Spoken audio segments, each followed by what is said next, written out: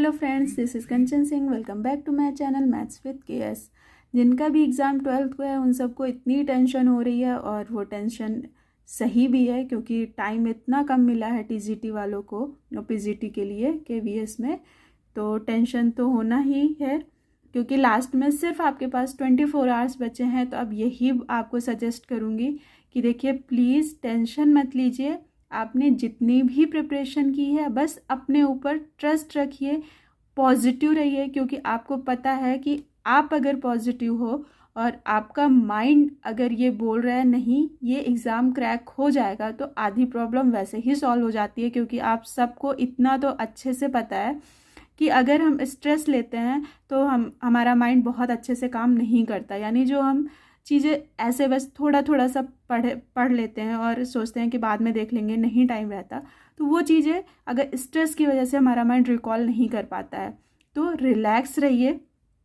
अब last 24 hours ही हैं, तो अब बहुत टेंशन लेने का कोई फ़ायदा नहीं। और ये तो बिल्कुल ही आप मत डरिए अगर आपसे कोई भी बोल रहा है कि हमारी इतनी प्रिपरेशन हो गई।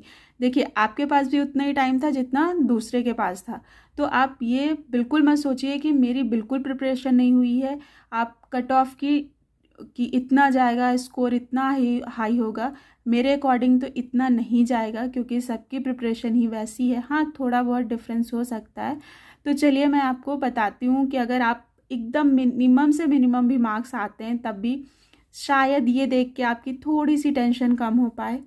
अगर आप इसमें से मिनिमम, मैं बोलती हूँ सब्जेक्ट में जबकि आप इससे अच्छे ही लाओगे क्योंकि आपने सब्जेक्ट पहले से पढ़ते आ रहे, ग्रेजुएशन में पढ़ा है, पोस्ट ग्रेजुएशन में पढ़ा है, तो मैं ये सपोज कर रही हूँ कि थोड़ा सा इससे बेटर मार्क्स आएंगे। तब भी इन मिनिमम कंडीशन की हमने बिल्कुल नहीं पढ़ा है, उस कंडीशन में भी 55 मार्क्स तो आ सकते हैं। पेडागोजी अगर आपने थोड़ा बहुत भी अंडरस्टैंडिंग अपनी बनाई है तो मैं यहाँ पे मैं मार्क्स ले रही हूँ। यहाँ मैं 35 सपोज कर रही हूँ कि इतने आना चाहिए। अगर आपने यहाँ पे बिल्कुल टाइम नहीं दिया है तो ये आपका है 20 का, तो यहाँ पे हम सपोज कर लेते हैं कि 15, क्योंकि हिंदी इंग्लिश आप सबका अच्छा होता है कि अगर आप ना भी पढ़ो तो इसमें अच्छे से स्कोर आप ला सकते हो। जीके को मैं बिल्कुल कैंसिल कर रही हूँ क्योंकि बिल्कुल आप लोग को टाइम नहीं मिला होगा, तो मैं भी सपोज कर रही हूँ कि इसमें बिल्कुल मार्क्स, हमें एक भी क्वेश्चन नहीं पता। रीजनिंग और कंप्यूटर इतना बेसिक तो आप सबको आता है कि एटलीस्ट इन 2 सब्जेक्ट में आपके 5 मार्क्स तो आ ही जाएंगे। तभी देखिए ये आपका कितना टोटल हुआ।